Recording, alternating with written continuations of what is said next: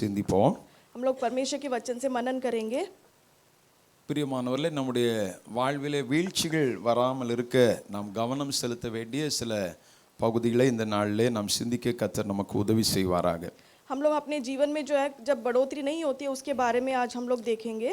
அந்த விழுகைக்கு காரணமான காரியங்கள் என்ன என்பதையும் நாம் பார்க்க அதிலே சற்று கவனம் செலுத்த தேவன் நமக்கு உதவி செய்வாராக. परमेश्वर हमारी मदद करे कि जो जो कारण है जो हमें बढ़ोतरी से रोकती हैं उसमें हम लोग मनन कर सकें। முதலாவதாக ஒரு வசனத்தை நாம் வாசிக்கலாம். நமக்கு தெரிந்த ஒரு வசனம் 1 கொரிந்தியர் 10ஆம் அதிகாரம் 12ஆம் வசனத்தை நாம் வாசிக்க கேட்போம். 1 கொரிந்தியர் 10ஆம் அதிகாரம் 12ஆம் வசனத்தை வாசியுங்கள். पहला कोरिन्थियों 10 का 12 हम लोग देखेंगे। இப்படி இருக்க தன்னை நிற்கிறவன் என்று எண்ணுகிறவன் விழாதபடிக்கு எச்சரிக்கையாய் இருக்க கடவன். கர்த்தருடைய பரிசுத்த நாமம் மகிமைப்படுவதாக. परमेश्वर की पवित्र नाम की महिमा हो। இப்படி இருக்க தன்னை நிற்கிறவன் என்று எண்ணுகிறவன் விழாதபடிக்கு எச்சரிக்கையாய் இருக்க கடவன் என்று சொல்லப்பட்டிருக்கிறதை நாம் பார்க்கிறோம். यहाँ लिखा हुआ है कि इसलिए जो समझता है मैं स्थिर हूँ वह चौकस रहे कि कहीं गिर ना पड़े। நம்முடைய வாழ்க்கையில வீழ்ச்சிகள் வராதபடிக்கு நாம் எச்சரிக்கையாய் இருக்க வேண்டும் என்கிறதை நாம் பார்க்கிறோம். हम यहाँ देखते हैं कि हमारे जीवन में ताकि हम गिर ना पड़े कैसे चौकस रहें। நம்முடைய ஆவிக்குரிய வாழ்வின் பல பகுதிகளிலே இந்த வீழ்ச்சிகள் வரக்கூடிய வாய்ப்புகள் இருக்கிறது. हमारे आत्मिक जीवन में गिरावट होने के कई आसार हैं। ஆவிக்குரிய வாழ்விலே பின்மாற்றம் அப்படின்னு சொல்றது வேற, ஆனா வீழ்ச்சிகள் எல்லாருடைய வாழ்க்கையிலும் அடிக்கடி சில ஏரியாஸ்ல வரக்கூடியதாக இருக்கிறது. आत्मिक जीवन में पीछे होना जो है अलग बात है, लेकिन आत्मिक जीवन में गिरना जो है हम लोग बार बार देखते हैं एक जीवन में। பின்மாற்றம் அப்படின்னு சொல்லும்போது ஆண்டவரை விட்டு அப்படியே என்னென்ன விஷயங்கள் எல்லாம் முன்னாடி செஞ்சுட்டு இருந்தாங்களோ அதையெல்லாம் செய்யாம ஆண்டவரை விட்டு விலகி ஒரு ஆவிக்குரிய பின்னான ஒரு நிலையில இருக்கிற ஒரு அனுபவத்தை காட்டுகிறது. जब हम पीछे हो जाते हैं उसका मतलब ये है कि आत्मिक जीवन में हम लोग जो जो करते थे वो नहीं करते हैं और हम पीछे हट चुके हैं। ஆனால் வீழ்ச்சி அப்படின்னு சொல்லும்போது ஒரு காரியத்தில் நம்ம நல்லா ஆண்டவருக்கு அவிசுவாசத்தில் நின்றோம், ஜெப அனுபவங்களில் நின்றோம், வேத வாசிப்பின் அனுபவங்கள், பரிசுத்த வாழ்க்கையில் நின்றோம், அதில் திடீர்னு ஒரு வீழ்ச்சி வருகிற ஒரு அனுபவம். लेकिन जब हम गिरने का अनुभव जो है वो इसको इस प्रकार से बोलते हैं कि जब पहले हम लोग दुआ करते थे, वचन पढ़ते थे, परमेश्वर से के करीब थे, लेकिन उस चीज़ को ना करके उसमें हम जब गिर जाते हैं उसको बोलते हैं गिरना। ஆமென், ஹல்லேலூயா. அப்போ அந்த வீழ்ச்சிகள் பல ஏரியாஸ்லையும் வர்றதுக்குரிய வாய்ப்புகள் இருக்கிறது. அப்போ நிற்கிறவன் என்று எண்ணுகிறவன் விழாதபடிக்கு எச்சரிக்கையாக இருக்க கடவன் என்று சொல்லப்பட்டிருக்கிறதை பார்க்கிறோம். ये हम देखते हैं कि जो खड़ा है वो जो है नीचे ना गिरे, इस प्रकार से हमें कैसे चौकस रहना है। முதலாவது நம்ம ஒரு எச்சரிக்கை, எல்லாருக்கும் ஒரு எச்சரிக்கை, ஒரு ஜாக்கிரதை என்பது நமக்கு தேவை. हम लोगों को जो है चौकस रहना जरूरी है। எவ்வளவுதான் நீங்க ஜெபித்தாலும் இல்லை எவ்வளவுதான் ஆவிக்குரிய வாழ்க்கையில உயர்ந்த உன்னத அனுபவங்களை நம்ம இருந்தால் கூட நாம் மிகுந்த எச்சரிக்கையோடு வாழ வேண்டியது மிக அவசியம். चाहे हम लोग आत्मिक में कितने भी बड़े क्यों ना हो, लेकिन हम लोगों को चौकस रहना आत्मिक जीवन में जरूरी है। மனுஷகுமாரனுக்கு முன்பாக நிற்க பாத்திரவான்களாக எண்ணப்படுவதற்கு எப்பொழுதும் ஜெபம் பண்ணி விழித்திருங்கள் என்று சொல்லப்பட்டிருக்கிறதை நாம் பார்க்கிறோம். और परमेश्वर के पुत्र के सामने जो है ठहरे रहने के लिए जो है हम लोगों को जो है चौकस रह करके प्रार्थना करने की जरूरत है, वचन में लिखा हुआ है। தெளிந்த புத்தி உள்ளவர்களாய் இருங்கள், ஏனெனில் உங்கள் எதிராளியாகிய பிசாசானவன் எவனை விழுங்கலாமோ என்று வகை தேடி சுற்றி திரிகிறான் என்று நாம் பார்க்கிறோம். ऐसे वचन में लिखा है कि हमारी बुद्धि जो खुली तरीके से हो ताकि जो शैतान है वो हमें गिरा ना सके। ஆமென், ஹல்லேலூயா. ஆகையினாலே நமக்கு ஒரு விழிப்பு, ஒரு கவனம் எல்லாருக்கும் தேவை. इसलिए हम सबको जो है चौकस रहना जरूरी है। ஒரு குறிப்பிட்ட ஸ்தாபனம், ஒருவேளை நீங்கள் அறிந்திருப்பீர்கள், அந்த ஸ்தாபனத்தில் ஒரு ஊழியர் மிக மிக சிறப்பாக பயன்பட்டு கொண்டிருந்த ஒரு ஊழியக்காரர் இருந்தார்.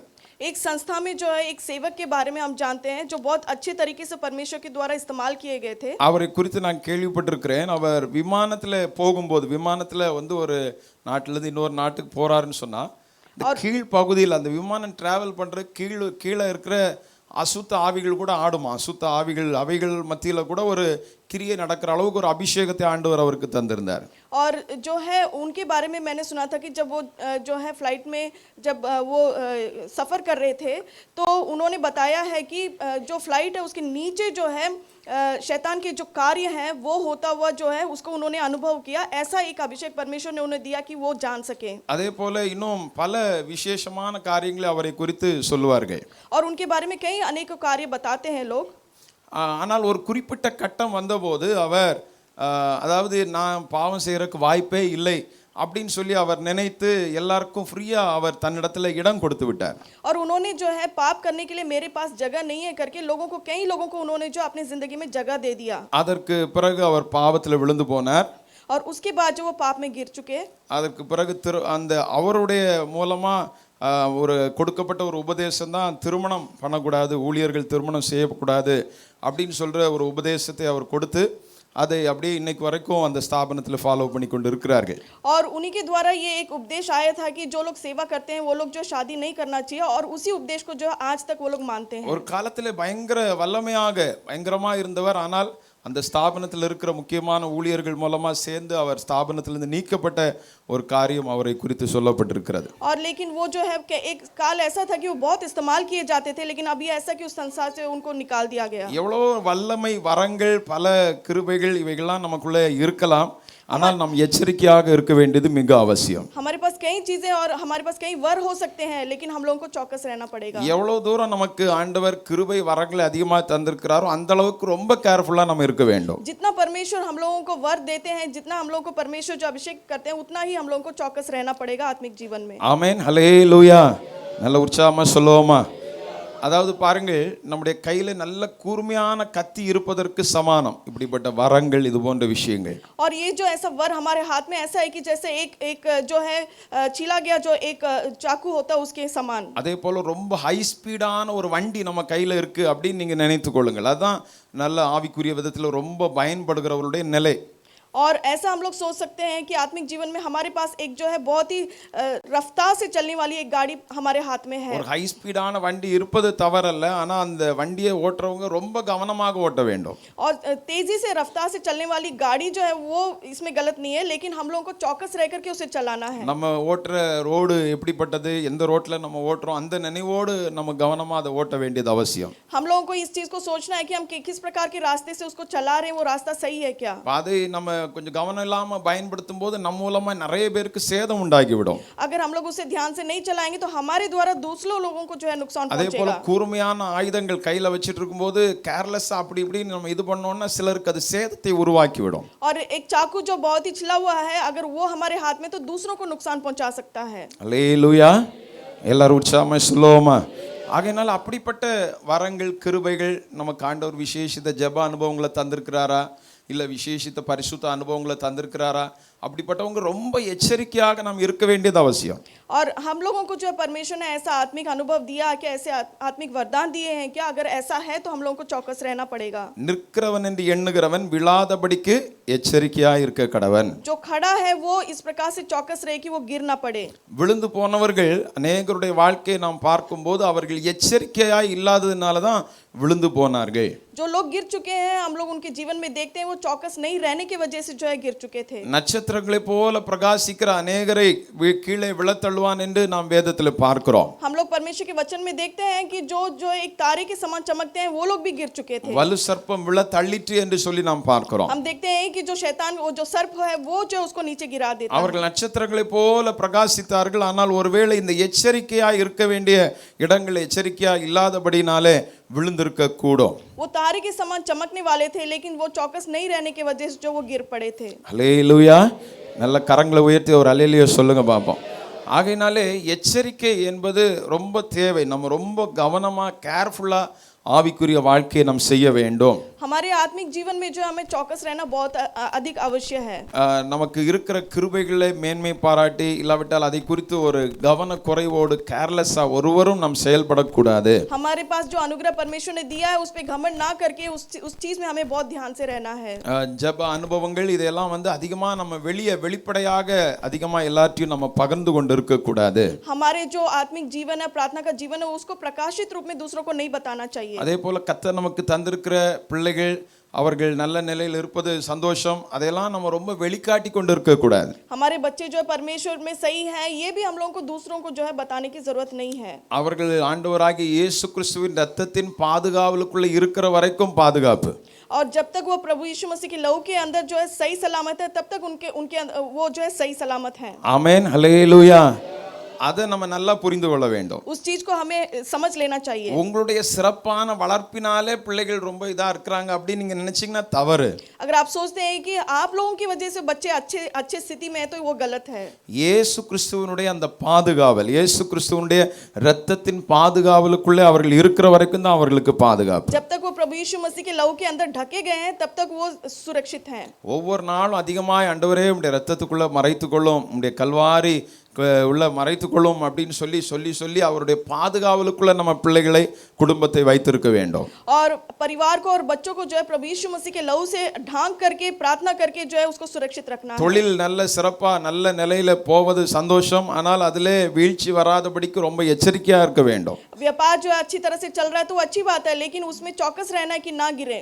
நல்ல உயர்ந்த நிலையில நம்ம இருந்துட்டு கீழே விழுந்தோன்னு சொன்னா விழுந்து போகும்போது நிறைய பேர் பார்த்து கேலி பண்ற ஒரு ரிமார்க் ஏற்படுகிற சூழ்நிலை நம்முடைய வாழ்வில் ஏற்படும். बहुत ऊंचे स्थान से जब हम गिरते हैं तो अनेकों लोग देख करके जो हमारा जो ठट्टा उड़ाने के जैसा एक स्थिति ना हो. ஆகையினாலே ஒவ்வொரு ஸ்டெப் பை ஸ்டெப்பா நம்ம உயர உயர நல்ல நம்மை உறுதிப்படுத்தி கொண்டு உயர்ந்து செல்வது மிக தேவையா இருக்கிறது. एक एक कदम कदम जब हम लोग ऊंचा बढ़ते हैं तब जो है हम लोगों को जो है उसमें ध्यान रखना बहुत जरूरी है. நிறைய பேருக்கு ஆசை, வாலிப பிள்ளைகளுக்கு கூட பெரியவர்கள் அநேகருக்கும் திடீர்னு ஒரு வளர்ச்சி வரணும், அப்படியே பறந்துடணும் அப்படின்னு ஒரு விருப்பம்.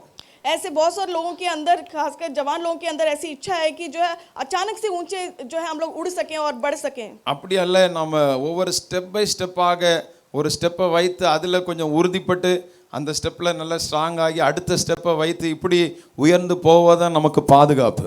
अगर हम लोग जो है कदम एक एक कदम रख करके स्थिर हो सकें तो वही हमारे लिए सुरक्षित है.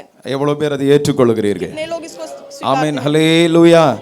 ஆகையினாலே நாம் பிரகாசிப்பது, ஆண்டவருக்காக பயன்படுவது சந்தோஷம், ஆனால் விழாதபடிக்கு எச்சரிக்கையா இருக்க इसलिए கடவன். परमेश्वर के लिए इस्तेमाल होना, प्रकाशन होना वो अच्छी, उसके लिए परमेश्वर को धन्यवाद देता हूँ, लेकिन हमें चौकस रहना है. ஆவிக்குரிய வாழ்விலே விசுவாச அனுபவங்கள், பரிசுத்தத்தின் அனுபவங்கள், இதிலெல்லாம் நம்ம நல்ல ஸ்ட்ராங்கா இருப்பது சந்தோஷம், ஆனா அதுல விழுந்து போகாதபடிக்கு எச்சரிக்கையா இருக்க வேண்டும். आत्मिक जीवन में पवित्रता में जो है उसमें स्थिर रहना ये अच्छी बात है, लेकिन हमें चौकस रहना है. ஆகையினால அது சம்பந்தமாக ஒரு சில விஷயங்களை கூட இன்றைக்கு நாம் வேதத்திலிருந்து சிந்திக்க கர்த்தர் உதவி செய்வாராக. इन सब चीजों के बारे में आज हम वचन से देखेंगे. பிரசங்கியின் புஸ்தகம் 4ஆம் அதிகாரம் 10ஆம் வசனத்தை ஒருவர் வாசியுங்கள். பிரசங்கியின் புஸ்தகம் 4ஆம் அதிகாரம் 10ஆம் வசனத்தை வாசிக்க கேட்போம். सपोपदेशक उसका 4 का हम लोग 10 देखेंगे. ஒருவன் விழுந்தால் அவன் உடனாளி அவனை தூக்கி விடுவான். ஒண்டியாய் இருந்து விழுகிறவனுக்கு ஐயோ, அவனை தூக்கிவிட துணை இல்லையே. ஒருவன் விழுந்தால் அவன் உடனாளி, பாருங்கள் அந்த 9ஆம் வசனத்தில் படிக்கும்போது ஒண்டியா இருப்பதிலும் இருவர் கூடியிருப்பது நலம் அப்படின்னு சொல்லியிருக்கு. 10ஆம் வசனம், ஒருவன் விழுந்தால் அவன் உடனாளி அவனை தூக்கி விடுவான். हम लोग 9 और 10 में देखते हैं. 9 में लिखा है कि 1 से 2 अच्छे हैं, और 10 में लिखा है कि यदि उनमें से एक गिरे तो दूसरा उसको उठाएगा.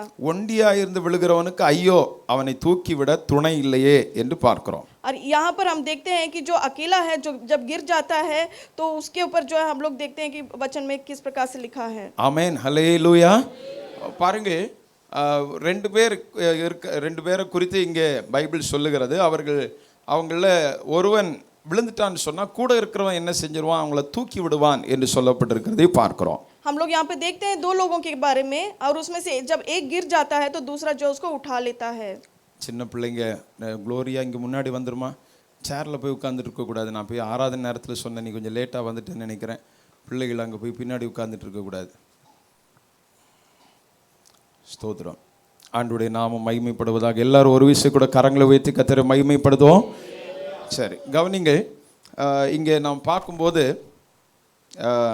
அந்த ஒரு 2 பேர் இருக்கிறாங்க. அவர்கள் ஒருவன் விழுந்தால் ஒருவன் தூக்கி விடுவான் என்று சொல்லி நாம் பார்க்கிறோம். हम यहाँ पर देखते हैं कि 2 लोग हैं, उसमें से एक जब गिर जाए तो दूसरा उसे उठा लेता है. அடுத்ததாக பாருங்கள், இதை நம்முடைய குடும்பத்தில் ஃபர்ஸ்ட் அப்ளை பண்ணுவோம்.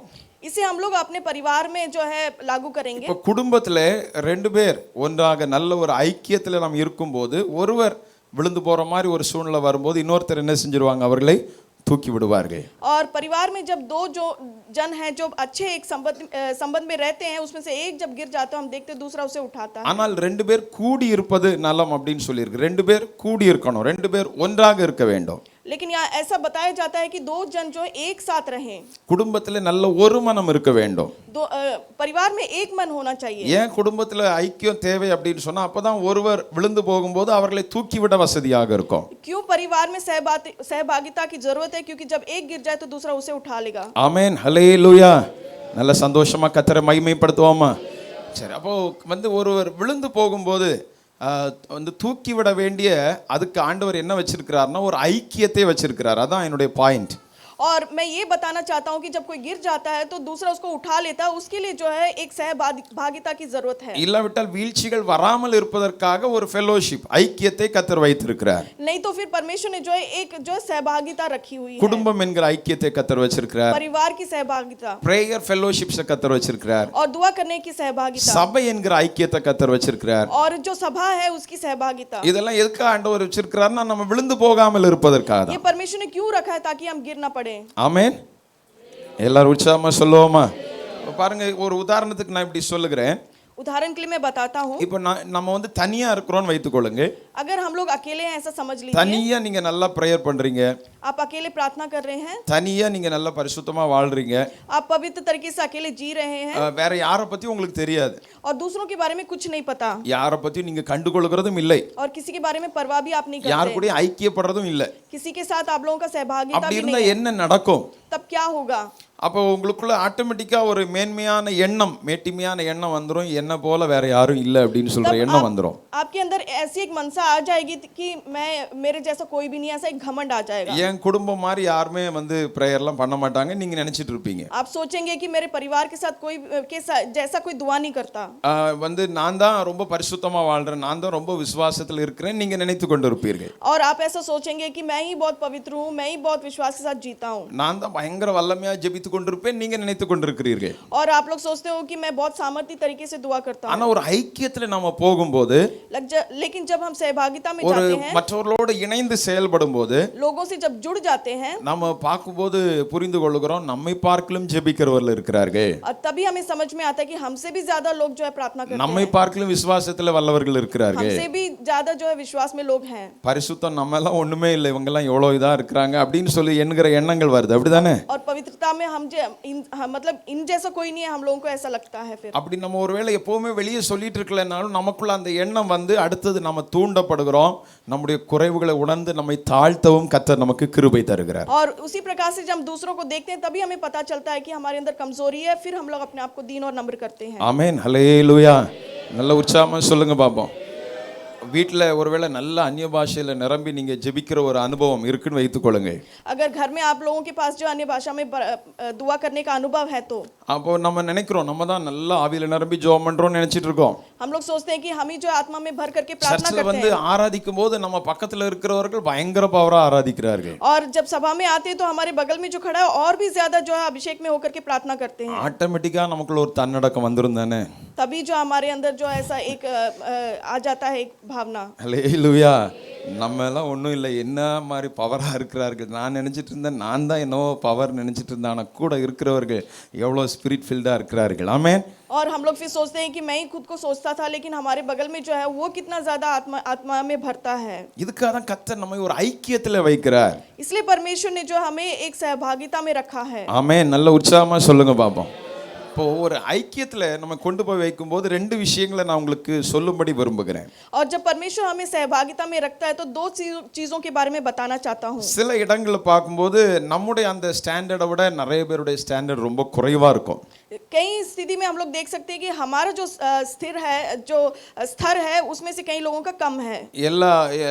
அதாவது எல்லா ஏரியாஸ்லும் இல்லை, சில ஏரியாஸ்ல நீங்க பார்க்கும்போது உங்களை விட அந்த ஐக்கியத்தில் இருக்கிறவருடைய அந்த நிலை வந்து குறைவா இருக்கிறது போல நீங்க ஃபீல் பண்ணுவீர்கள். आप लोग ऐसा सोचते होंगे, लेकिन सारे जगहों में नहीं, कुछ एक जगहों में जो है हम लोग ऐसा देखते हैं. அப்போ அப்படிப்பட்ட இடங்கள்ல நாம வந்து என்ன விரும்பணும் இல்லை என்ன நினைக்கணும் அப்படின்னு சொன்னா, நான் அந்த இடத்துல ஒரு தாக்கத்தை ஏற்படுத்தி எல்லாருக்குள்ளாகவும், ஒருவேளை எனக்குள்ள வந்து நல்ல ஒரு ஜெப வாஞ்சை இருக்கு, அங்க இருக்கிறவங்களுக்குள்ள அந்த ஜெப வாஞ்சை இல்லைன்னா எனக்குள்ள இருக்கிற அந்த ஜெப அக்கினி அவர்களுக்குள்ள பற்றி பிடிக்கணும்னு சொல்லி நம்ம விரும்ப வேண்டும். और हमारी इच्छा ऐसी होना चाहिए कि ऐसी स्थिति में जो है अगर हमारे अंदर जो प्रार्थना करने का जो ताकत है अगर ज्यादा है तो उसको जो है हमें दूसरों में फैलाना है. இல்லை என்னை காட்டிலும் சிறப்பா இருக்கிறாங்க அப்படின்னு சொல்லி நான் பார்த்துட்டேன்னு சொன்னா நானும் அது போல வளரணும், இன்னும் மேலான நிலை அடையணும்னு சொல்லுகிற அந்த எண்ணத்துக்குள்ள நம்ம வர வேண்டும். अगर हमसे ज्यादा कोई है तो हमें हमारे अंदर भावना होनी चाहिए कि उनके जैसा जो अनुभव हमारे अंदर भी हो. ஆனால் ஒருபோதும் நம்மை பார்க்கிலும் அனுபவத்தில் குறைவாய் உள்ளவர்கள்,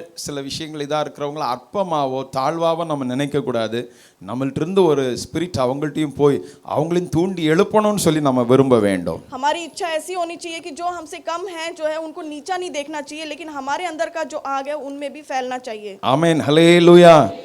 பவுல் எழுதும்போது ஒரு வார்த்தை அவர் சொல்லுவார், சபைக்கு எழுதும்போது, உங்களுடைய ஜாக்கிரதை அநேகரை எழுப்பி விட்டதுண்டு, அப்படிதானே? और पौलुस भी वचन में कहते हैं कि तुम लोग जो चौकस थे वो जो है कई लोगों को जगाता है. அவர்களுடைய ஜாக்கிரதை, அவர்களுடைய அந்த கவனம் என்ன செஞ்சிருச்சுன்னா அநேகரை எழுப்பி விட்டது, அநேகரை தட்டி விட்டது. और ऐसे जो कार्य है वो कई लोगों को उठाता है. அப்போ மற்றவங்க எல்லாம் ஜாக்கிரதையா இல்லைன்னு அப்படின்னு அவங்க குறை சொல்லி கொண்டு இருக்கவில்லை. அவர்கள் தங்களுடைய ஜாக்கிரதையை காத்து கொண்டபடினாலே அதில் அவங்க ஸ்டெடியா இருந்ததுனால அநேகரை அவர்களால் எழுப்பி விட முடிந்தது. और उन लोग क्योंकि वो बहुत ज्यादा चौकस थे, इसलिए जो लोगों को जो वो उठा सके, उन लोगों ने दूसरों के बारे में नीचा नहीं बताया. ஆமென், ஹல்லேலூயா.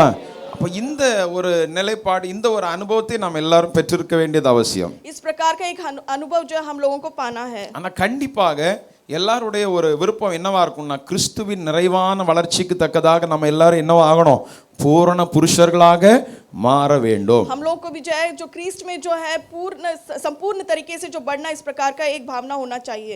மனுஷர்கள் யாரையோ பார்த்து அவங்கள மாதிரி நம்ம மாறணும், இப்படி நம்ம போயிடக்கூடாது. அவர்கள் நம்மை தூண்ட வேண்டுமே ஒழிய நம்முடைய கவனம் கிறிஸ்துவின் நிறைவான வளர்ச்சி.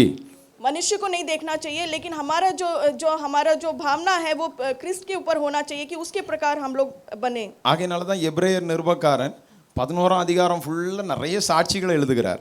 इसलिए जो इब्रानियों में हम देखते हैं 11वें में अध्याय में जो है पूरा जो है एक गवाही लिखा है. 12ஆம் அதிகாரம் 1ஆம் வசனத்துல என்ன சொல்லுகிறார்? 12 के 1 में क्या लिखा है? மேகம் போன்ற இத்தனை திரளான சாட்சிகள் நம்மை சூழ்ந்து கொண்டிருக்க, और बादल के समान जो है ये गवाहियां जो हमारे अंदर जो है फैली हुई है. பாரமான யாவற்றையும் பாவத்தையும் நம்மை சுற்றி நெருங்கி நிற்கிற பாவத்தையும் தள்ளிவிட்டு விசுவாசத்தை துவக்குகிறவரும் முடிக்கிறவருமாகிய இயேசுவை நோக்கி பொறுமையோடே ஓடக்கடவோம். அப்ப நம்ம பார்த்து ஓட வேண்டியது யாரை பார்த்து தான் ஓடணும்? இயேசுவை பார்த்து தான் ஓட வேண்டும். अगर हमें दौड़ना है तो किसको देख करके दौड़ना? यीशु मसीह को देख करके दौड़ना. ஆமென், ஹல்லேலூயா. அப்ப எதுக்கு இந்த சாட்சிகள் எல்லாம் கேட்டா, अगर वहाँ की गवाहियों को हम सुने, ஆபிரகாம் நம்மை விசுவாசத்திலே தூண்டுகிறார். और इब्राहिम जो थे वो विश्वास के बारे में, ஈசாக்கு நம்மை ஒரு பகுதியில தூண்டுகிறார். और जो ईसा के बारे में देखते हैं மோசே ஒரு விஷயத்துல தூண்டுகிறார். और मूसा भी एक विषय के बारे में. அப்படி ஒவ்வொருவரும் ஒவ்வொரு விஷயத்துல நம்மை தூண்டி நம்மை எழுப்புகிறார்கள். ஆனா இயேசுவை நாம் நோக்கி பார்த்து ஓட வேண்டும். एक विषय में जो है ऐसे जो लोग हैं हम लोगों को बताते हैं, लेकिन हमारा जो आंख है यीशु मसीह के ऊपर होना चाहिए. அப்போ வீழ்ச்சி வராம இருக்கிறதுக்கு எல்லாருக்கும் ஒரு ஐக்கியம், ஒரு பிரேயர் ஃபெலோஷிப், நல்ல ஜெப ஐக்கியங்கள், நல்ல ஐக்கியங்கள் நமக்கு தேவை. इसलिए ताकि हम ना गिरे, हम लोगों को एक सहभागिता की जरूरत है. ஆமென், ஹல்லேலூயா. இதை நீங்க எல்லாரும் புரிந்து கொள்ள வேண்டும். ये हम लोगों को समझ लेना चाहिए. நான் தனியா ஜெபம் பண்ணுவேன், நான் வீட்ல பிரேயர் பண்றேன், இப்படியே நீங்க வந்து நினைச்சிட்டு திருப்திப்பட்டு இருக்க கூடாது. अपने आप को जो आपको तृप्ति नहीं करना है कि मैं अकेला ही दुआ करूंगा. ஒருவேளை நிறைய பேர் நம்ம வந்து தூரமான இடங்கள்ல இருக்கிறோம். ऐसा हो सकता है कि कहीं हम लोग जो दूर जगह पे रह सकते हैं. அதனால உங்களுக்கு வந்து எல்லா கூட்டங்களும் சர்ச்சில் வந்து அட்டெண்ட் பண்றதுக்குரிய வாய்ப்புகள் இல்லை. और आपको मौका नहीं है कि हर एक सभा में होने वाले मीटिंग को आकर के आप ஆனா வெறும் ஒரு சண்டே ஃபெலோஷிப்பை மாத்திரம் நம்ம அதை மாத்திரம் சார்ந்து இல்லாமல் பிரேயர் ஃபெலோஷிப்ஸ்ல அதிகமாய் நாம வந்து இணைத்து கொள்ள வேண்டியது மிக அவசியம். सिर्फ जो है रविवार को आकर के चर्च अटेंड करने के बजाय जो है आप दूसरी जो दुआएं होती है उसमें भी शामिल हो सकते हैं. அது உங்களுக்கு ஒரு பெரிய பலமாக இருக்கும். वो आपके लिए एक बहुत बड़ा बल होगा. சீக்கிரமா நீங்க விழுந்து விடாதபடிக்கு கர்த்தர் உங்களை பாதுகாப்பார். परमेश्वर आपको सुरक्षित रखेंगे कि आप ना गिरें. அல்லேலூயா. உங்களுக்கு பிரேயர் சப்போர்ட், உங்களுக்கு கிடைக்க வேண்டிய ஆவிக்குரிய சப்போர்ட்ஸ் இதெல்லாம் எளிதாக கிடைத்து கொண்டே இருக்கும். और आपको जो है हमेशा के लिए जो है प्रार्थना करने का जो एक सहारा मिलता रहेगा. பாருங்க, ஒரு ஞாயிற்றுக்கிழமை ஆராதனைக்கு நம்ம வரோம், ஒருத்தர் எல்லாரையும் நம்ம வந்து அந்த அளவுக்கு அறிமுகம் கிடைக்கிறது இல்லை. हम लोग सिर्फ रविवार को अगर आते हैं तो एक दूसरे को नहीं जान पाते हैं. ஆனா ஒரு பிரேயர் ஃபெலோஷிப், ஒரு ஜெப ஐக்கியத்துல நீங்க வரும்போது ஒருவர் நம்ம சீக்கிரமா அறிந்து கொள்ள பழகுவதற்குரிய வாய்ப்புகள் நமக்கு அதிகமா இருக்கிறது. और दूसरी प्रार्थनाओं में अगर हम लोग आएंगे तो दूसरों को जानने में हमको मदद मिलेगी. ஞாயிற்றுக்கிழமை நம்ம வந்து செய்தி கொடுக்கிறோம், மற்ற காரியங்களை நம்ம செய்றோம். ஆனா பொறுப்பாக ஜெபிக்க, இன்னும் நல்ல ஆலோசனைகளை பெற்றுக்கொள்ள அந்த ஃபெலோஷிப்ஸ் நமக்கு உதவியாக இருக்கும். और रविवार को सिर्फ हम लोग आकर के वचन सुनते हैं, लेकिन दूसरी जो हम लोगों को सहभागिता है वो नहीं मिल पाता है. ஆமென், ஹல்லேலூயா. இப்போ இது போன்ற ஐக்கியங்கள் இன்னும் அதிகமாய் பெருக வேண்டும். ஜெப ஐக்கியங்கள் பெருக வேண்டும். இதெல்லாம் நம்முடைய வாழ்க்கையில பெருகிக் கொண்டே இருக்க வேண்டும். और प्रार्थना की सहभागिता जो है ये हमारे जीवन में बढ़ता ही रहना चाहिए. சகோதரர்கள் ஒருவேளை எல்லா வாரத்திலும் வந்து இந்த சண்டே நம்ம ப்ரேயர் பண்ணிட்டு போகிறோம், வேற நீங்கள் பிளான் பண்ணணும். சகோதரலாம் சேர்ந்து எங்கேயாவது நம்ம கூடி வசதி இருக்கிற இடத்துல எல்லாரும் கூட முடியலனாலும் சிலர் ஒரு ஏரியாவில் ஜோம் பண்ணலாமா, சகோதரிகள் ஒரு ஏரியாவில் ஜோம் பண்ணலாமா, இப்படிப்பட்ட ஃபெல்லோஷிப்ஸ் நமக்கு தேவை.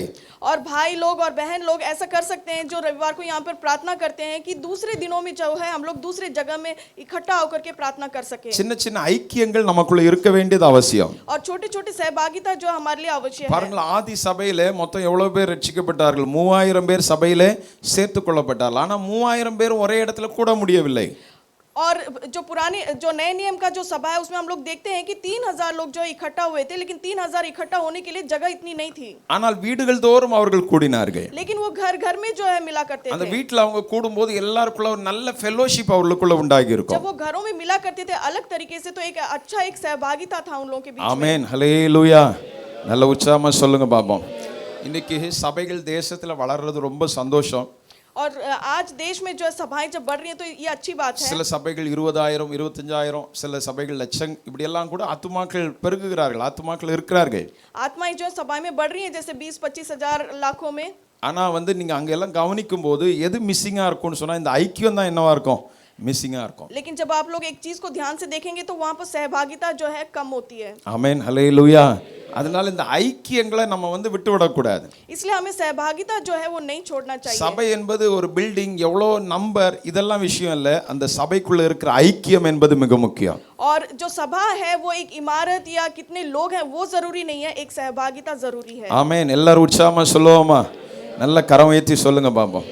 இந்த ஐக்கியத்தை காத்துக்கொள்றதுக்காக நம்ம அதிகமாய் பிரயாசப்பட வேண்டும். इस सहभागिता को जो है कैसे बचा करके रखना है, ये हमें जो प्रयास करते रहना இயேசு चाहिए. இந்த ஐக்கியத்தை உண்டு பண்ணுவதற்காக தன்னுடைய ஜீவனையே கொடுத்தார். इस जो सहभागिता है उसको बनाए रखने के लिए यीशु मसीह ने अपना जीवन ही दे दिया. நம்ம தூரமா இருந்த நம்மையும் சமீபமானவர்களை எல்லாரையும் ஒன்றாக சேர்ப்பதற்கு ஒப்புரவாவதற்காக அவர் தன்னுடைய மாம்சமாகி அந்த திரையை கிழித்து ஒரு ஒப்புரவை ஏற்படுத்தினார். और जो दूर हैं जो पास हैं उन लोगों को सहभागिता में लेकर के आने के लिए अपने शरीर को भी चीरा. ஆகையினால இந்த ஐக்கியத்துக்கு எல்லா தேவ பிள்ளைகளும் ரொம்ப இம்பார்ட்டன்ஸ் கொடுக்க வேண்டும். इसलिए सहभागिता के लिए जो है हर किसी को जो है बहुत ज्यादा अवश्य है देना. இந்த ஐக்கியம் இருக்கும்போது நம்ம சீக்கிரமா விழுந்து போக மாட்டோம். अगर सहभागिता है तो हम जल्दी नहीं गिर पाएंगे. ஆமென். எல்லாரும் உற்சாகமா சொல்லுங்க பாப்போம். ஆனா ஒருத்தருடைய பிரச்சனை இன்னொருவருக்கு தெரியாது, யாருக்கு என்ன நடக்குதுன்னே தெரியாது. இப்படிப்பட்ட ஒரு நிலையில நம்ம இருந்தோம்னா சீக்கிரமா வீழ்ச்சிகள் வந்துவிடும். और अगर हम लोग नहीं जान पाते कि दूसरे के जीवन में क्या हो रहा है या हमारे जीवन में क्या हो रहा है, तो बहुत जल्दी जो हम गिर सकते हैं. ஆகையினாலே நமக்கு ஐக்கியம் முதலாவது முக்கியம். इसलिए पहली बात हमें जो है सहभागिता बहुत जरूरी है. அடுத்ததாக இன்னொரு வசனத்தை நாம் வாசிக்கலாம். நீதிமொழிகள் 16ஆம் அதிகாரம் 18வது வசனத்தை ஒருவர் வாசியுங்கள். नीति वचन 11 का 18 हम देखेंगे. 16ஆம் அதிகாரம் 18ஆம் வசனம். 16 का 18. அழிவுக்கு முன்னானது அகந்தை, விழுதலுக்கு முன்னானது மனமேட்டிமை. கர்த்தருடைய பரிசுத்த நாமம் மகிமைப்படுவதாக. परमेश्वर की पवित्र नाम की महिमा हो.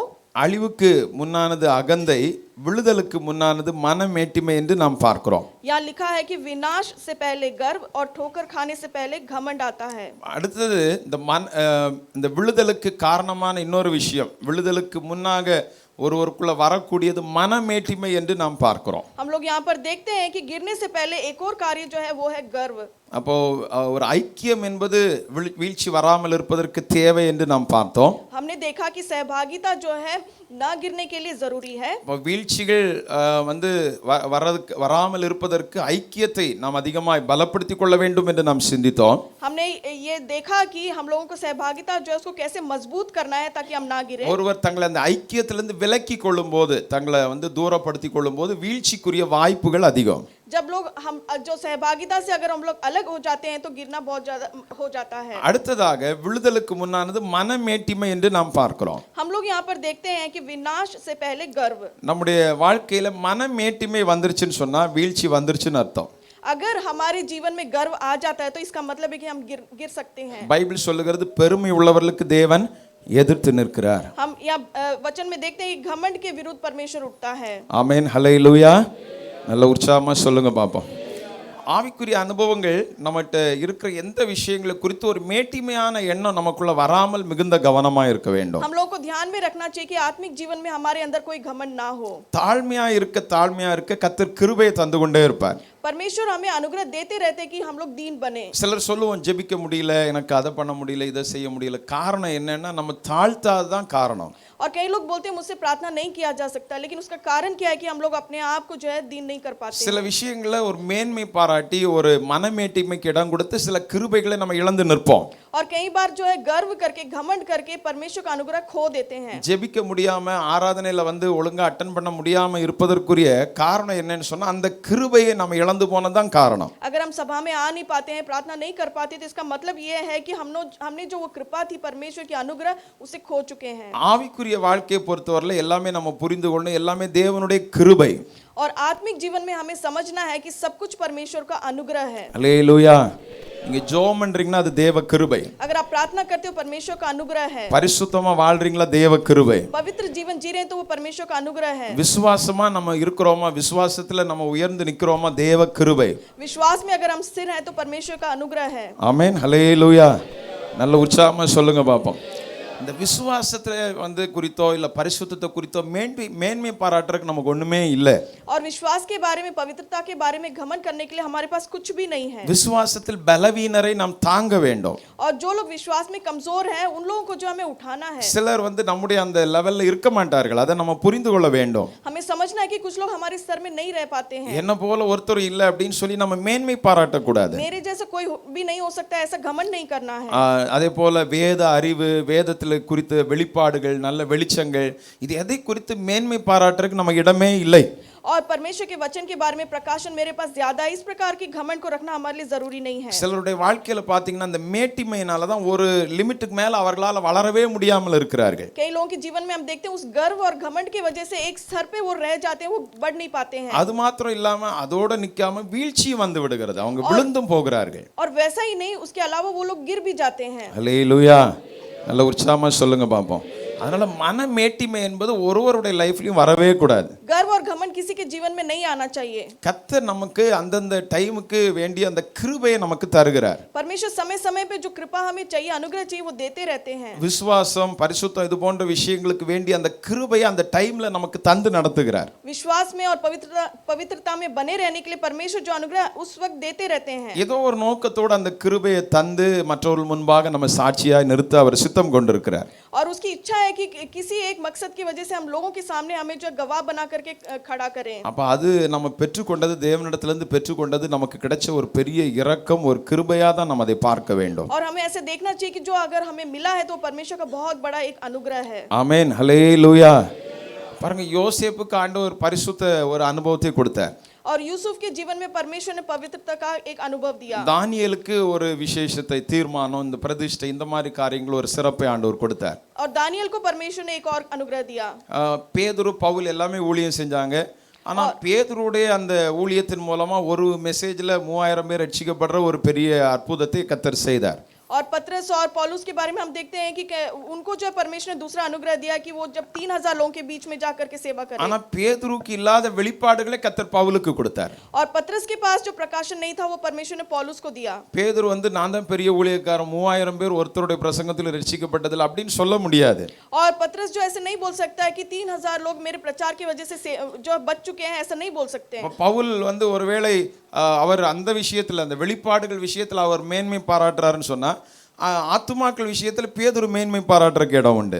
और पौलुस जो है परमेश्वर के वचन में प्रकाशन पाने वाला एक व्यक्ति था, अगर उसमें वो घमंड कर सकते हैं तो पतरस भी जो है कई आत्माओं को जीतने का घमंड कर सकते हैं. கர்த்தர் எப்படி வச்சிருக்கிறாருன்னு சொன்னா, அந்த சரீரத்தின் அவயவங்கள்ல கனத்தில் குறைவுள்ளதற்கு அதிக கனத்தை கொடுத்து இந்த சரீரத்தை அமைத்திருக்கிறார். परमेश्वर ने शरीर के अंगों को किस प्रकार से रखा कि हर एक चीज के अधीन हो. ஒரு சிலர் பாத்தீங்கன்னா ஒரு சில ஏரியால பயங்கர ஸ்ட்ராங்கா இருப்பாங்க, சில ஏரியால ரொம்ப வீக்கா இருப்பார்கள். और कुछ लोग जो है कुछ एक स्थान में जो है वो लोग बहुत कमजोर होते हैं, कुछ एक स्थान में जो बहुत ही ज्यादा वो लोग ताकतवर होते हैं. ஆமென். உண்மைதானே? எல்லாரும் உற்சாகமா சொல்லுங்க பாப்போம். இந்த கண் பாத்தீங்கன்னா ரொம்ப இம்பார்ட்டன்ட்டான ஒரு அவயவம். और आंख जो है बहुत ही एक महत्वपूर्ण अंग है. ஆனால் இந்த கண் பாத்தீங்கன்னா இது ரொம்ப வீக்கர் ஒரு அவயவமும் கூட. और ये एक कमजोर अंग भी है. இந்த கையிலெல்லாம் பாருங்க ஒரு அடிபட்டுருச்சுன்னு சொன்னா அது நம்ம ரெக்கவர் ஆகி வந்துடுறோம். கையில கால்ல எல்லாம் அடிபட்டுருச்சுன்னா. अगर हाथ या पैर में चोट लग जाती है तो वो ठीक हो जाता है जल्दी, ஆனா அந்த கண்ணில் ஒரு அடிபட்டுருச்சுன்னா என்ன ஆகும்? लेकिन आंख में अगर चोट लगती है तो क्या होगा? ஆனா ரொம்ப இம்பார்ட்டன்ட்டான ஒன்று தான் இந்த கண்ணு. और सबसे ज्यादा महत्वपूर्ण ये आंख है। Praise the Lord, hallelujah. அப்போ கண் ரொம்ப இம்பார்ட்டன்ட். ஆனா பார்த்தீங்கன்னா அது ரொம்ப வீக்கர். அடிபட்டா என்ன செய்யாது? தாங்காது. அது மொத்தத்தில் ஸ்பாயில் ஆயிரும் இல்லையா? और आंख जो है बहुत ही महत्वपूर्ण है, लेकिन अगर उसमें चोट लग जाए तो वो सह नहीं पाते। அப்போ இப்படியெல்லாம் ஆண்டவர் ஒவ்வொன்றையும் ரொம்ப அழகாக ரொம்ப நேர்த்தியா சரீரத்தின் அவயவத்தை படைத்து வைத்திருக்கிறார். இதே போல தான் சபையிலும் ஆண்டவர் எல்லாரையும் வைத்திருக்கிறார் என்பதை நாம் புரிந்து கொள்ள வேண்டியது அவசியம். हमारे शरीर के अंगों को परमेश्वर ने महत्वपूर्ण तरीके से हर एक अंगों को रखा, उसी प्रकार से सभा में भी हर एक जन को परमेश्वर ने बहुत ही महत्वपूर्ण रखा है। சிலருக்கு ஜெபத்தில் ஆண்டவர் விசேஷித்த கிருபையை தந்திருப்பார். परमेश्वर ने कई लोगों को जो प्रार्थना में एक विशेष अनुग्रह दिया है, சிலருக்கு விசேஷித்த அபிஷேகத்தை கொடுத்திருப்பார். कई लोगों को विशेष अभिषेक दिया परमेश्वर சிலருக்கு ने, வெளிப்பாடுகளை கொடுத்திருப்பார். कई प्रकाशन किसी लोगों சிலருக்கு வரங்களை கொடுத்திருப்பார். कई वर दिए परमेश्वर ने, சிலர் ரொம்ப கனிகள் நல்ல ஸ்பாவங்கள்ல விசேஷமா இருப்பார்கள். और कई लोग अच्छे स्वभाव वाले होते हैं, சுவிசேஷத்துல சிலர் விசேஷமா कुछ இருப்பார்கள். लोग सुसमाचार फैले में विशेष होते हैं। இதுல எதுலயுமே நம்ம மேன்மை பாராட்டுறதுக்கு ஒண்ணுமே இல்லை. इन सब में घमंड करने के लिए कुछ भी नहीं है। ஆமென், ஹல்லேலூயா. பாருங்க, நம்முடைய கடமலைக்குண்டு சபையில ஒரு விசுவாசி ஒரு சகோதரர் இருக்கிறார். हमारे एक सभा में एक विश्वासी हैं। ஒருவேளை அநேகருக்கு தெரியும், சில வருஷங்களுக்கு முன்பாக சுவிசேஷ எதிர்ப்பாளர்கள் அவங்கள வந்து ஒரு சிலரை தாக்கி அந்த இதெல்லாம் பூசி விட்டாங்க, திருநூறு எல்லாம் பூசி விட்டார்கள். அது பிபிசி வரைக்கும் எல்லா நியூஸ்லயும் வந்தது. और न्यूज़ में भी आया था, कई लोग आप लोग जानते भी होंगे कि जो लोग जो धर्म विरोधी लोग हैं वो लोग आकर के उन्होंने जो है उनके जो माथा है उसमें जो ये चंदन लगाते हैं उसको ला करके उनके लगा दिया उनके ऊपर। அந்த சகோதரர் பார்த்தீங்கன்னு சொன்னால் அவரை பார்த்தா ரொம்ப அப்படி தோற்றத்தை பார்த்தா நீங்கள் ஒரு இதுன்னு மதிக்க முடியாத அளவுக்கு ரொம்ப சாதாரணமாக இருப்பார். और जब उनको देखेंगे तो वो बहुत ही साधारण तरीके से दिखते हैं। ஆனால் ஒரு சுவிசேஷ ஊழியத்தில் நீங்கள் அவரை அடிக்க முடியாது, அந்த அளவுக்கு ஒரு விசேஷித்த கிருபையை கர்த்தர் அவருக்கு கொடுத்திருந்தார். लेकिन सुसमाचार फैलाने में उनकी तरह कोई नहीं हो सकता, परमेश्वर ने इतना बड़ा अनुग्रह दिया उनको। அவர் எந்த இடத்துல போனாலும் யார்கிட்ட ஆனாலும் எப்படியாவது சுவிசேஷத்தை சொல்லிடுவார். और कहीं भी जब जाते किसी से भी बात करें तो उनको जो है सुसमाचार फैला देते हैं। சில வீடுகள்லாம் பார்த்தீங்கன்னா அவருக்கு ஒரு தனி கிருபை அது. और हम देखते हैं उनके लिए एक विशेष जो अनुग्रह है। போய் சுவிசேஷத்தை சொல்லிட்டே இருப்பார், பேசிட்டே இருக்க அந்த விக்கிரகங்களெல்லாம் எடுத்து மூட்டை கட்ட ஆரம்பிச்சிருவார். और जो जाकर के सुसमाचार फैलाते हैं और जो मूर्ति पूजा वो लोग सब उसको हटाते रहते हैं। நீங்க போய் அப்படி செஞ்சீங்கன்னு சொன்னா அடிதான் உங்களுக்கு விழும். अगर आप लोग ऐसा करोगे तो आपको मार ही पड़ेगी। ஆனா அவர்ட்ட யாரும் ஒன்றும் இது பண்ண மாட்டார்கள். लेकिन उनसे जो है कोई ऐसा कुछ नहीं करता है, அப்படியே எடுத்து எல்லாத்தையும் ஒதுக்கிடுவார். सब निकाल करके ऐसे अलग कर देते हैं இதெல்லாம் இனிமேல் இது பண்ணக்கூடாது அப்படின்னு அன்பா சொல்லிட்டு வந்துருவார். और ऐसा नहीं करना चाहिए करके प्यार से बोल करके आ जाते हैं। ஹல்லேலூயா. அது சுவிசேஷம் அறிவிக்கிறதுல அவருக்கு ஒரு விசேஷித்த கிருபையை கர்த்தர் கொடுத்திருந்தார். सुसमाचार फैलाने में परमेश्वर ने एक विशेष अनुग्रह उन्हें दिया है। நைட் நேரங்கள்லாம் பார்த்தீங்கன்னு சொன்னா ஒரு 10-12 மணி இருக்கும், வந்து சர்ச்சில் இருந்து ஜெபித்து கொண்டே இருப்பார். और रात को 10-12 बजे तक जो है चर्च में बैठ करके जो है दुआ करते रहते हैं। அவருடைய குறைவுகளை எல்லாம் ஓப்பனா சொல்லி சத்தமா சொல்லி ஜெபம் பண்ணுவார். அப்படி யாருமே ஜெபம் பண்ண மாட்டார்கள். अपनी कमियों को जो है जोर से बोल करके जो वो प्रार्थना करते हैं, ऐसा कोई भी नहीं करता है। நல்ல ஜெபித்து ஆண்டவருடைய கிருபைகளை பெற்றுக்கொண்டு ஒவ்வொரு ஏரியாஸா போய் சுவிசேஷத்தை அறிவிப்பார். और प्रार्थना करके परमेश्वर का अनुग्रह पा करके एक एक जगह में जा करके सुसमाचार फैलाते हैं। அவரை பார்த்தா இவரெல்லாம் வந்து எப்படி உங்களுடைய பிள்ளைகள்லாம் காப்பாற்றுவார், இப்படியே ஓடிட்டு இருக்கிறாருன்னு அநேகருக்கு தோன்றும். और कई लोगों को ऐसा लगता है उनको देख करके कैसे अपने परिवार को पालेंगे, कैसे बचाएंगे। ஆனா ஆண்டவருடைய கிருபையினால ஒரு இடத்துல போய் ஊழியம் செஞ்சிருக்கிறார் பாருங்க. और परमेश्वर के कृपा की वजह से जो है एक जगह पे जाकर के उन्होंने सेवकाई அந்த की है। ஊழியத்தை அவர் செய்து கொண்டிருந்த போது ஒருவர் அந்த ஊழியத்தில் ஆசீர்வதிக்கப்பட்டு ஒரு பெரிய காணிக்கையை விட்டு கொடுத்தாராம். और उस सेवा से जो है कि एक जो जन है वो आशीषित होकर के एक जगह को उन्हें दिया। அவர் சொன்னார், நான் வந்து முழு நேர ஊழியம் செய்யல, எனக்கு அந்த காணிக்கை வேண்டாம், அந்த காணிக்கை வாங்காம வந்துட்டார். उन्होंने बोला है कि मैं संपूर्ण तरीके से सेवा नहीं कर रहा हूँ, इसलिए मुझे ये जो आपने दिया है जो परमेश्वर के लिए मुझे नहीं चाहिए। அப்போ அவர் வந்து இதை மனசுல வைத்து கொண்டார். உனக்கு வேற என்ன தேவை இருக்கு அப்படின்னு சொல்லி அவர் அதை அவர்கிட்ட கேட்டிருந்தார். और उन्होंने इस बात को अपने मन में रखा और पूछा कि तुम्हें किस चीज की जरूरत है। இவர் ஒண்ணுமே அவருடைய தேவை எதுவுமே சொல்ல. ஆனால் சில நாட்கள் கழித்து இவருடைய பையன் வந்து வேலைக்கு தேடிக்கொண்டிருந்த அந்த சூழ்நிலையில் அவர் சொன்னார், நான் ஹெல்ப் பண்ணுறேன் அப்படின்னு சொல்லிட்டு இப்போ ISROவில் வேலை வாங்கி கொடுத்துருக்கிறார். और जो उन्होंने कुछ नहीं बोला उन लोगों को, लेकिन उनका बेटा जो पढ़ाई करके जो है नौकरी ढूंढ रहा था, अभी ISRO में जा करके उनका बेटा जो है नौकरी करता है। பிரைஸ் லார்ட், ஹல்லேலூயா. ஒன்றும் பார்க்குறதுக்கு வந்து எப்படி இருக்கும் சொன்னால் ஒன்றும் ஞானம் இல்லாமல் அறிவில்லாத மாதிரி இருக்கும். ஆனால் பையன் இப்போ எங்கே வேலை பார்க்குறான்?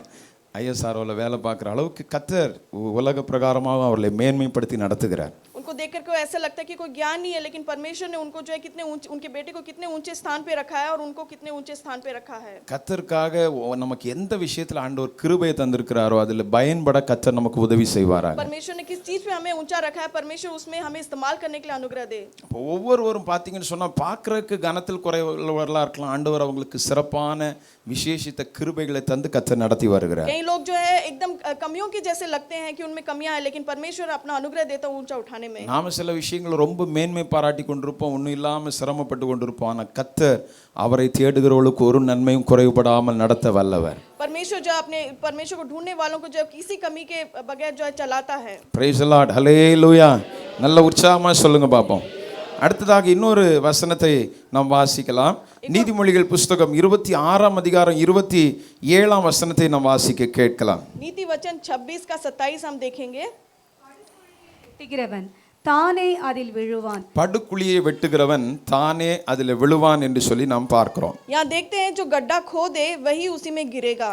ஆண்டவருடைய நாமம் மகிமைப்படுவதாக. மற்றவர்களுக்கு கெடுதி செய்ய நினைக்கும் போது, மற்றவர்களுக்கு தீமை செய்ய நாம் நினைக்கும் போது நமக்கு வீழ்ச்சி ஏற்படுகிறது. जब हम दूसरों के बारे में बुरा सोचते हैं तब हम गिर सकते हैं. மற்றவர்களுக்கு ஒரு படுகுழி வெட்டணும், மற்றவர்கள் நாசம் ஆகணும், அவர்களுக்கு ஒரு தீமை நடக்கணும் நம்ம எப்போ நினைக்கிறோமோ அப்போ நம்ம தெரிந்து கொள்ளணும் நமக்கு வீழ்ச்சி ஆயத்தமாகி விட்டது. जब दूसरों के लिए हम गड्ढा खोदते हैं, बुरा सोचते हैं, तब सोच लेना चाहिए कि हम लोग गिर सकते हैं. பிரைஸ் தி லார்ட், ஹல்லேலூயா. இப்போ என்னென்ன விஷயங்கள் இதுவரைக்கும் நம்ம சிந்தித்திருக்கிறோம்? முதலாவது பார்த்தோம் ஐக்கியம் என்கிற எச்சரிக்கையாக நம்ம இருக்கணும்னு சொல்லி பார்த்தோம். ஐக்கியத்தை குறித்து நாம் சிந்தித்தோம்.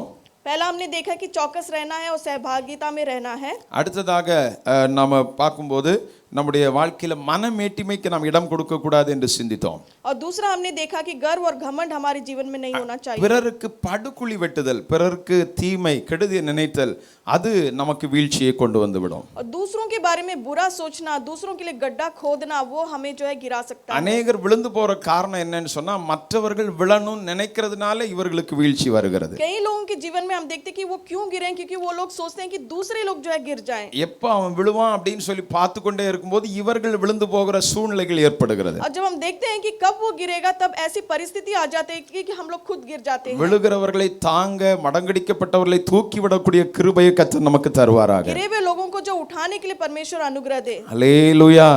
யாராவது விழுந்து போற மாதிரி ஒரு சூழ்நிலையில் இருக்கிறாங்களா, அவங்களை எப்படியாவது சப்போர்ட் பண்ணிடலாமா, சஸ்டெயின் பண்ணிடலாமா, அப்படிதான் நம்ம நினைக்க வேண்டும். हम लोगों को ऐसा सोचना चाहिए कि कौन गिर रहा है, उसको जो हम लोग कैसे जो है सहारा दें. ஆமென், ஹல்லேலூயா. ஆகையினாலே அந்த ஆமானை குறித்து பைபிள்ல சிந்தித்து பாருங்க.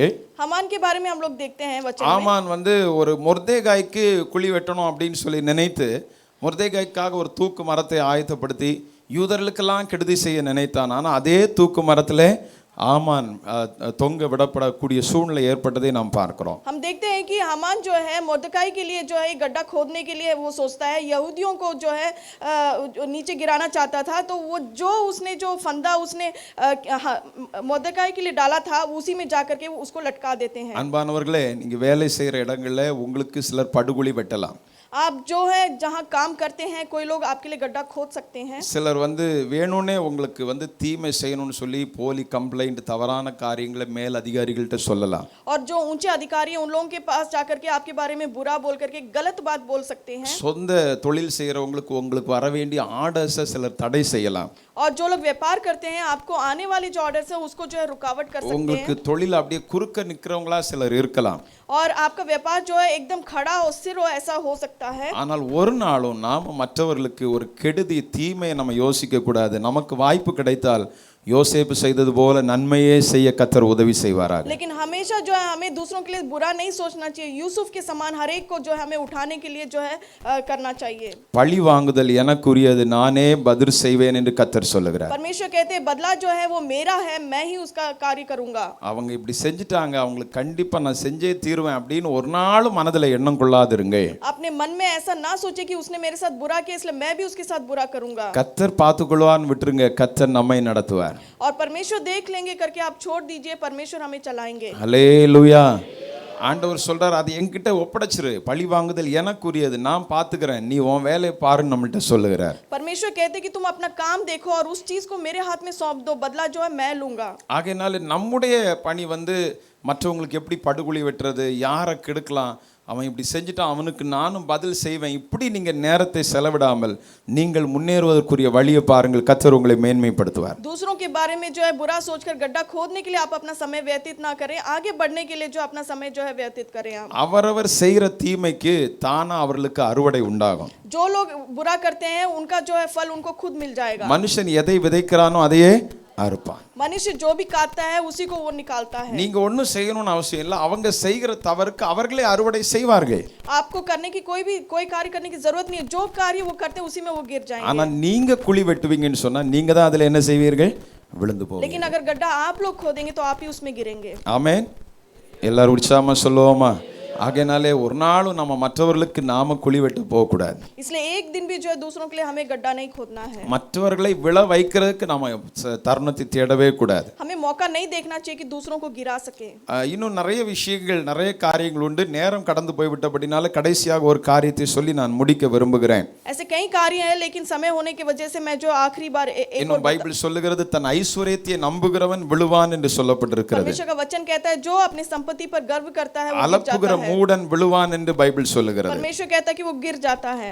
ஆலோசனை இல்லாத இடத்தில் ஜனங்கள் விழுந்து போவார்கள் என்று நாம் பார்க்கிறோம். जो आलोचना नहीं लेते हैं वहां पर लोग गिर जाते हैं। கடைசியாக எரேமியா 8ஆம் அதிகாரம் 4ஆம் வசனத்தை நாம் வாசித்து ஜெபிக்க இருக்கிறோம். எரேமியா 8ஆம் அதிகாரம் 4ஆம் வசனம்.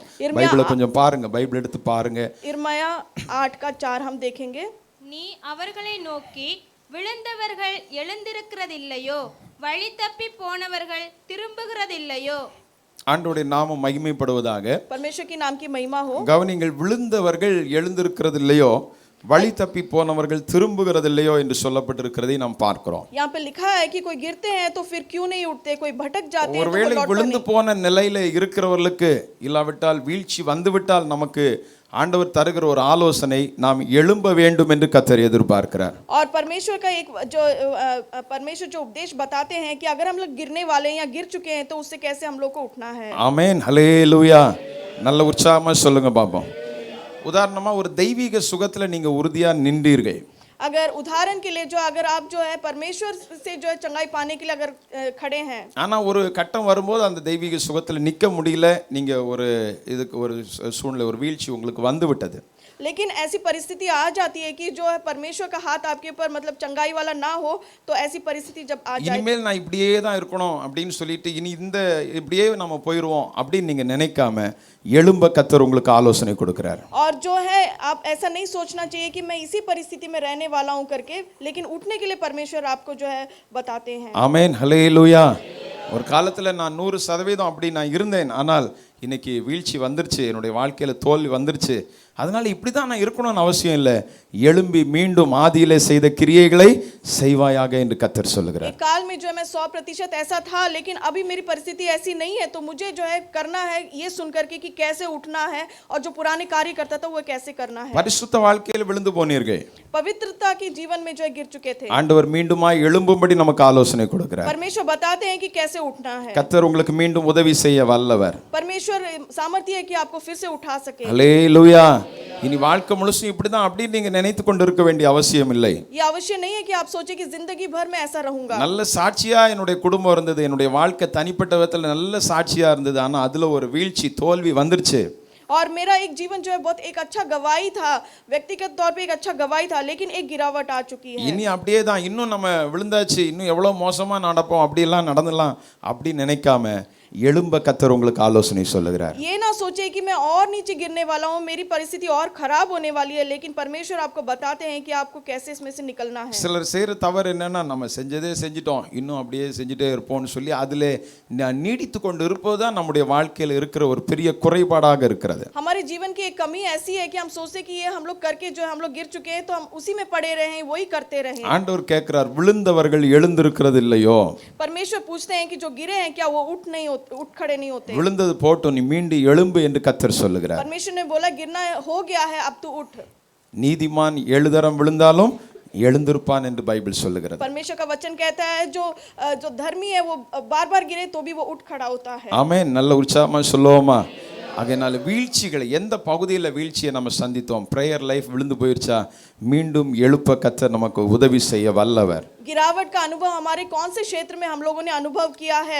अगर प्रार्थना के जीवन में गिरावट है तो उसमें कैसे ठीक होना है, हमें परमेश्वर अनुग्रह करे। பைபிள் சொல்லுகிறது விழுந்து போன தாவீதின் கூடாரத்தை எடுப்பித்து அதன் ஸ்தானத்தில் திரும்ப கட்ட அவர் வல்லமை உள்ளவர். परमेश्वर का वचन कहता है कि जो दाऊद का जो घराना था वो जो गिर गया था, परमेश्वर ने उसको उठ खड़ा किया। ஆராதனை அனுபவம் எல்லாம் அன்னைக்கு இருந்தது மாதிரி இன்னைக்கு இல்ல, நான் ரொம்ப விழுந்து போயிட்டேன் அப்படின்னு சொன்னா மீண்டும் உங்களை எழுப்ப கர்த்தர் வல்லமை உள்ளவர். आराधना का अनुभव पहले की तरह नहीं है, मैं गिर चुका हूं, अगर आपने ऐसे बोला है तो कि आप उठ खड़े हो, उस चीज से निकल के आए। அதனால இன்னும் தவறு செஞ்சுட்டே இருக்காம இன்னும் துன்மார்க்கத்துக்கு மேல துன்மார்க்கத்தை பெருக்கி கொண்டிராதபடிக்கு எழுந்திருக்கும்படி கர்த்தர் நம்மிடத்துல சொல்லுகிறார். परमेश्वर कहते हैं कि फिर से बार-बार उसी कार्य को ना करके उठ खड़े हो। நான் செய்தது தவறு என்று உணர்ந்து ஆண்டவரிடத்துல திரும்பி வர கர்த்தர் நமக்கு ஆலோசனை சொல்லுகிறார். परमेश्वर बोल रहे हैं कि जो हमने किया वो गलत है, उससे निकल करके बाहर आ। என்னிடத்தில் திரும்பு என்று கர்த்தர் சொல்லுகிறார். परमेश्वर कह रहे मेरी और फिर।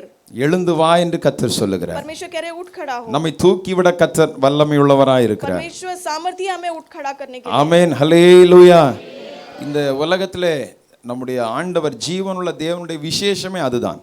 और हमारा जो परमेश्वर है, जो जीवित परमेश्वर, उसकी विशेषता ही यही है। இந்த உலகத்துல இருக்கிற எல்லா மார்க்கங்களும் ஒருத்தன் தவறு செஞ்சிட்டானா நீ செஞ்சது தப்பு தப்பு அப்படின்னே சொல்லி கொண்டு இருக்கோம். और दुनियादारी में हम देखते हैं किसी ने अगर गलत कर दिया तो उसको बताते हैं कि तुमने जो किया वो गलत है। ஆனா நம்முடைய ஆண்டவர் நம்முடைய தவறை நமக்கு சுட்டி காண்பிப்பார். ஆனால் அதே நேரத்தில் நம்மை தூக்கிவிடவும் வல்லமை சக்தி அவரிடத்துல இருக்கிறது. हमारा परमेश्वर जो हमारी कमियों को बताते ही नहीं है, लेकिन हम लोगों को उठ खड़ा करने के लिए हमारी मदद भी करते हैं। ஆகையால் கர்த்தர் நமக்கு உதவி செய்ய இன்றைக்கு வல்லவராய் இருக்கிறார். आज परमेश्वर सामर्थ्य हमारी मदद करने के लिए। விழுந்து போன தேவ பிள்ளையை மீண்டும் எழும்பி ஆதியில செய்த கிரியைகளை செய்ய கர்த்தர் உன்னோடு இடைப்படுகிறார். परमेश्वर के जन, जो आप गिर चुके हो, जो आप उठ खड़े हो, जो पुराना आप करते थे वो ஆவிக்குரிய வாழ்வில சில பகுதிகளில் வீழ்ச்சியை சந்திச்சிட்டேன், மீண்டும் எழும்ப கர்த்தர் சொல்லுகிறார். आत्मिक जीवन में कहीं गिरावट का अनुभव मैंने किया है, वो फिर से उठ खड़े होकर के குடும்ப ஜெபம் என்கிற அந்த கூடாரம் அது வீட்டுல விழுந்து போச்சு, மீண்டும் அதை எழுப்பி நிறுத்த கர்த்தர் ஆலோசனை கொடுக்கிறார். परिवार के साथ मिलकर के प्रार्थना करने का जो कार्य था वो अब नहीं करते हैं, वो फिर से करो। கொஞ்ச நேரம் எல்லாரும் கண்களை மூடி ஆண்டவர் நோக்கி பார்த்து ஜெபிக்கலாம். हम लोग